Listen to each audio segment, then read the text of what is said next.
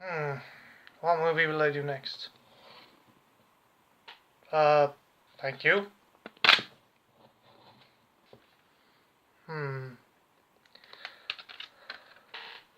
Jurassic Park, The Lost World.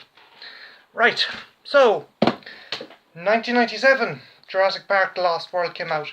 Basically, the sequel to one of the biggest movies of all time. Did it live up to the hype?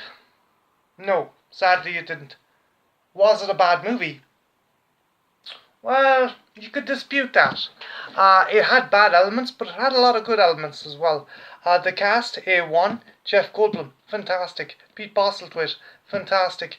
Julianne Moore, she was okay.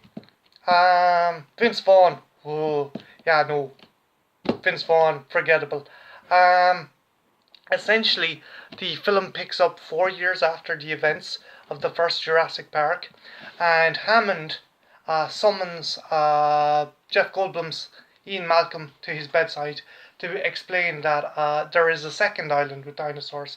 However, this one doesn't have fences. It doesn't have security protocol. It is literally a breeding ground for the dinosaurs. Essentially, a young couple took their child on a yacht cruise, and she was attacked on the island. So InGen has used this as an excuse to take the company off John Hammond and capture the creatures. So essentially, it's a race against time between Ian Malcolm's team, who are scientists and researchers, and the InGen team, which are mercenaries and big game hunters. Elements I liked in this movie. It had a bigger scope. You weren't contained into a theme park. You were in a jungle. You saw dinosaurs in their natural habitat, and you saw the damage they could do. Basically, humans are interlopers on this island, whereas in the other one it was a zoo. This one, it's a primordial jungle filled with dinosaurs. Um, Jeff Goldblum is fantastic. He brings his kind of crass wit and kind of dry humor, and his A game with this movie. But the standout actor I think for this movie is Pete Postlethwaite. Pete Postlethwaite is fantastic in this movie. He has this kind of air of a great white hunter. Essentially, he made a deal with InGen to be allowed to hunt one of the T Rexes, and he's very Captain Ahabby. The script itself has a lot of humor, but it also has a lot of darker, kind of scarier parts than the first movie. For example, Dieter Strick getting eaten by the compies was rather vicious, and also there's an ambush by velociraptors on the InGen hunters in this kind of high grass, which is nerve wracking. Things I didn't like. Okay, Ian Malcolm's daughter kills a velociraptor using gymnastics. No, that sucked. That was stupid. That was ridiculous. I don't know who the hell thought that that was a cool idea to put in a movie. It wasn't. It was stupid and cheesy. The T Rex coming to the city. I the idea is cool, but I think the execution was bad. First off, the ship arrives, and the crew have been slaughtered. But the thing is, the T Rex is already in the cargo hold, so how did the T Rex slaughter the crew, then get retrapped in the cargo hold of the ship? Um, that's something that's overlooked, and I don't think it should be. I did read up somewhere that it was essentially the velociraptors actually got aboard the ship and killed the crew, but there's no sign of the raptors, and there's no sign of any kind of firefight or anything, which kind of leaves me baffled. The soundtrack for this movie is fantastic. It's very primordial. It has a very booming kind of score, and the selection of dinosaurs in this movie is awesome, especially the roundup and when they're escaping from the camp. The part where the Triceratops bull just wrecks the camp is fantastic. Um, as any summer movie and as any movie back in the 90s, the merchandising wagon was huge. Video game. This video game is immensely hard. If you can master it, it's entertaining. They did do a special edition re-release that gave you a better kind of life bar and kind of made it a bit easier. Also, they let you play as the T-Rex at the start of the game, because this thing was so bastard hard that you would be waiting ages to get to the T-Rex point, and that was the kind of selling point of the game. If you can pick it up, pick it up. It's a decent game. It is hard. You will want to break the controller, but if you do conquer it, it's well worth the play.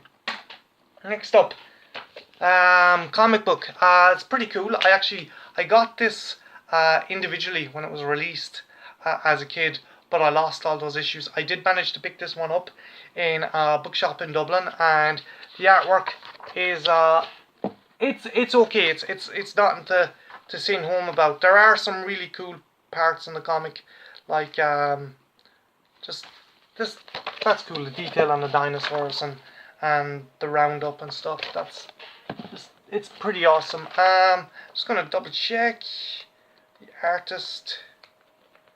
The artist's name was Jeff Butler and Claude Saint Abon, if I'm pronouncing that. And the comic book version was written by Don McGregor. Also, a weird thing. I'll try and show it to you here. It's Jeff Goldblum in the comic. They I don't know if you can see that. They gave him a freaking mustache. He doesn't have a mustache in the movie, but maybe it was just written or designed before the actual movie came out, or maybe the guy just never saw the movie. If you can pick it up on a cheap, pick it up on a cheap. It's well worth it. I do have a bunch of JP1 movie figures. I only have one figure, and it's still boxed, and it's Ian Malcolm in the hand glider, and you gotta love the little smirk he's got in his face. So yeah, that was kind of the only kind of action figures from the Lost World Jurassic Park I have. I actually got this at a comic convention about 8 years back, so I didn't get this as a kid. I got it at a comic convention. One thing I did get though when the movie came out was these kind of little reflecty things. I don't know if you can see them there, but yeah, they came in cornflakes. They're pretty cool. Velociraptor, T-Rex, Pachycephalosaurus, I don't know if I'm pronouncing that right, and Stegosaurus, baby T-Rex. I always preferred this to the adult T-Rex, and Compy. That's pretty cool, Compy. So to sum up, is Jurassic Park: The Lost World a bad movie? It's not a great movie, but I definitely don't think it deserves the stick it gets. If you're a fan of Jurassic Park, you will be disappointed, but I don't think it's a total write-off. It's not a bad movie. It's certainly better than Jurassic Park 3. Then again, the bubonic plague would probably be better than Jurassic Park 3. For me, it's Jurassic Park, then Jurassic World, but Jurassic World beats The Lost World Jurassic Park by a narrow margin. If you get a chance, if you can pick it up on a cheap, pick it up on a cheap. It's a cool movie, and it's a fun movie. Jeff Goldblum is awesome. Pete Postlethwaite is awesome. Julianne Moore, she's good. She's tolerable. The late great Richard Attenborough, he's in the movie. You get a couple of cameos from Lex and Tim also, and there's some other cool kind of characters. They're mainly dino fodder though. So my name is Martin. This has been the Trash Picture Show. Like, subscribe, and leave a comment, and have a good one. Take care. Bye.